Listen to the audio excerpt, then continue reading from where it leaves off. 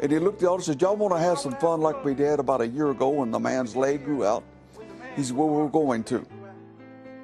And he laid his hands on his shoulder. Brother Garcia looked down and said, Brother Tommy, I could look down into that hole in his shoulder and see the bone. He said he started praying for it, and he said all of a sudden the bone started growing out. In about 4 inches, the flesh started growing around it.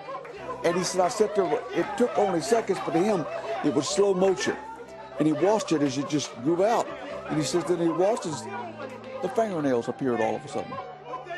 This man, his chin dropped down to about here. How he ate, I don't know. And even those people at Azusa told me they didn't know. But they started praying for him, and then you could hear bones popping, and his chin started coming back up. And with just in a few minutes, he was normal. And Lucille said he was really kind of attractive. She had come to Azusa Street. Sister Carney saw her come in with a bloody bandage over her ear. And she said you could see she was in tremendous pain. So she went up to her to minister to her, and she told her what had happened. She said she pulled it back and said, Tommy, it looked like a raw piece of meat. There was nothing there, just a raw piece of meat. Well, she started praying for it, and the woman said, oh, I feel tingling, and the pain's all gone. The pain is gone. So she said she yanked it back and looked, and right before her eyes, that was her first creative miracle. She said, that ear, a brand new ear. Said, he said he had a big handkerchief hanging down over his stomach, and it didn't smell too good. Well, he came up and asked the man, he says, what is your problem? He said, well, he told him, he said he picked up the and looked under, and he says his entrails just hung out. Hung down on his side. And he said, so he put the flap back down and put his hand on it and started praying, and he could feel his hand going in. And all of a sudden he says there was nobody, so he just grabbed it and put it back up. There wasn't even a hole.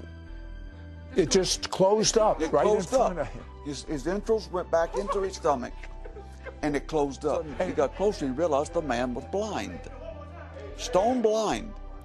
So he had more compassion. Went up and says, what did you come here for? He says, well, the people are telling me people come in here and they get healed. He said, I want my eyes healed.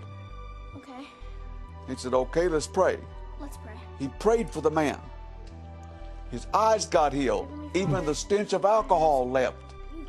And later on, through the Midwest, he had great revivals with the Assemblies of God. Even my hometown. He established a church there. Had hurt his leg in a football game, and he had it in a cast. Well, when I was speaking, I had him come down and sit in a certain area, and I said, now you people up there, you pray. And I said, I mean you young people, as well as these older ones. You pray, and if God tells you to go, leads you to go pray for somebody, obey, go down and pray for them. Well, this little girl got up, and she looked about 10, but she was 13. She walked down there and laid hands on this man, and all of a sudden he started jerking, and he was yelling, get the cast off. They busted this cast off, and he started dancing around the church. It took me a while to get him to get that little girl over to me. Everybody was going crazy.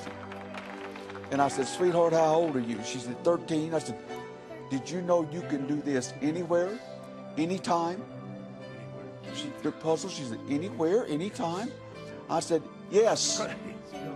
Said she went to her school and she was what we call the towel girl. Right. You've seen these little girls handing to, okay, the quarterback got injured bad. They had him up on the gurney. She walked up to him and says, I believe in divine healing.